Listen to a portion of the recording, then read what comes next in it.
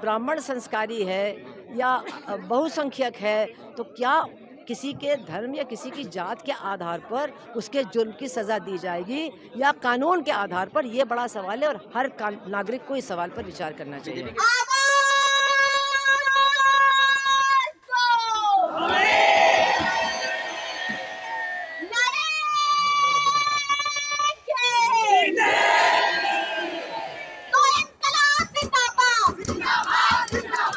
बिल्किस बालो के जो 11 आरोपी थे, जो दरिंदे थे, हैवान थे, उनको गुजरात सरकार ने छोड़ दिया है और ये बताया कि वो भाई संस्कारी ब्राह्मण है। आप भी ब्राह्मण हैं? देखिए, जिस तरह से पूरे देश में क्या वाकई में ये सरकार जो आजादी का अमृत महोत्सव मना रही थी, ये जो जालिम और तानाशाही सरकार है, इस देश में न्याय नहीं मिल पा रहा है उस बहन और बेटी को। ये कहीं ना कहीं गुजरात में आने वाला चुनाव है और इसको पूरी तरीके से ये सरकार एजेंडा बनाना चाहती है। क्या आज देश में बहन और बेटियों को न्याय के लिए सड़कों पे ऐसे जिन्होंने कुकृत्य करने का काम किया, जो ये 11 दोषी हैं, इनको जेल की सलाखों के पीछे डाला जाए और जिस तरह से निर्भया के दोषियों को फांसी की सजा सुनाई गई थी, उसी तरीके से इन दोषियों को फांसी की सजा सुनाई जाए। आप बताइए, वो ब्राह्मण नहीं हो सकते? वो कहीं ना कहीं दरिंदे हैं। वो दरिंदे, आप बताइए, उनको जिन लोगों में संस्कार दिखता है, वो बताइए अपना, अगर उनके बहन और बेटी के साथ अगर ऐसा दुष्कर्म किया जाता है तो क्या होगा? वो कहीं ना कहीं भारतीय जनता पार्टी इस देश में एजेंडा के जरिए और नफरत फैलाना चाहती है। ऐसे नफरती लोग जो सत्ता में बैठे हुए हैं, आप बताइए, आज कहाँ है स्मृति ईरानी? आज अंजना ओम कश्यप कहाँ है? आज चित्रा त्रिपाठी कहाँ है? आज उनको नहीं दिखाई दे रहा है। आज उनको सोचने की जरूरत है कि एक महिला के सम्मान के लिए, उस महिला के न्याय के लिए आप आवाज नहीं उठा रही हैं, तो कहीं ना कहीं इस देश में आज देश का लोकतंत्र खतरे में है।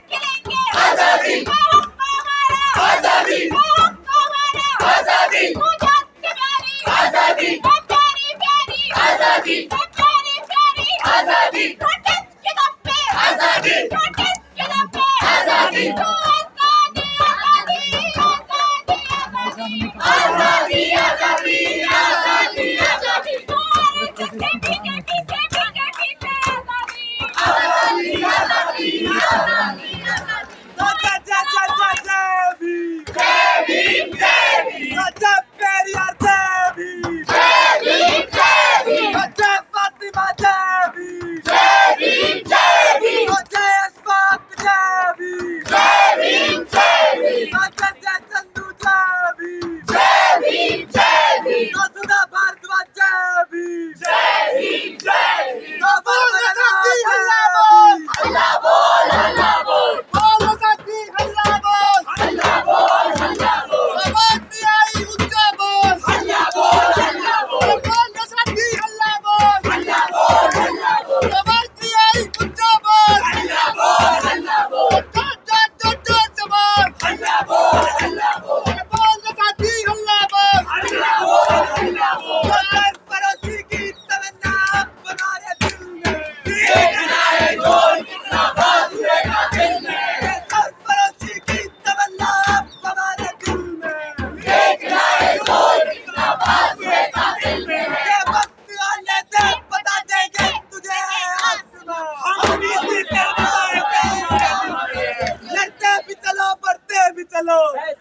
मैम, जिस तरह से 11 लोगों ने दुष्कर्म किया बिल्किस बानो के साथ में और उनके आंखों के सामने उनकी 3 साल की बच्ची को भी मार दिया, उनकी माँ के साथ बलात्कार किया और उसके बाद प्रधानमंत्री का गृह राज्य गुजरात वहाँ से छोड़ दिया जाता है 11 दरिंदे को, क्या कहेंगे इस पर? ये तो सवाल आपको प्रधानमंत्री और गुजरात के मुख्यमंत्री से पूछना चाहिए। हमको तो जो कुछ कहना है वो तो हम लोग रोज़ सुबह से शाम तक कह ही रहे हैं कि इससे केवल बिल्किस बानो का ये मामला अब नहीं रहा, ये पूरे देश का मामला बन गया है कि कैसी सरकार है, कैसे लोगों का साथ दे रही है, कैसे लोगों का महिमा मंडन कर रही है। ये बड़े सवाल है हमारे लिए।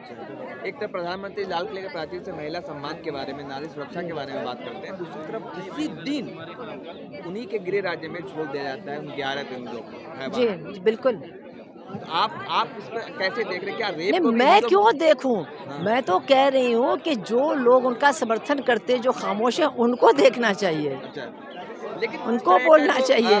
मतलब उबाल है जनता में, जो आक्रोश वो नजर नहीं आ रहा है। आपको तो बहुत सी चीज़ें नज़र नहीं आती हैं। आज आप लोग यहाँ आ गए, वरना तो आप कोई भी प्रदर्शन वगैरह कवर कोई करता ही नहीं है। हम लोगों की बात के लिए कोई जगह नहीं है। उस दिन सुप्रीम कोर्ट में हो गया तो सब लोग हमसे बात कर रहे हैं। इस देश में 1 साल के लिए किसान यहाँ बैठे हुए थे, कितने लोगों ने कवरेज किया, कितने लोगों ने उनकी बात को पहुँचाया। तो इस देश पे सरकार का विरोध करने वाले लोगों की तो आवाज़ को दबाया जा रहा है, वो एक अलग बात है। मैं नहीं मानती कि इसके खिलाफ जनता में उबाल नहीं है।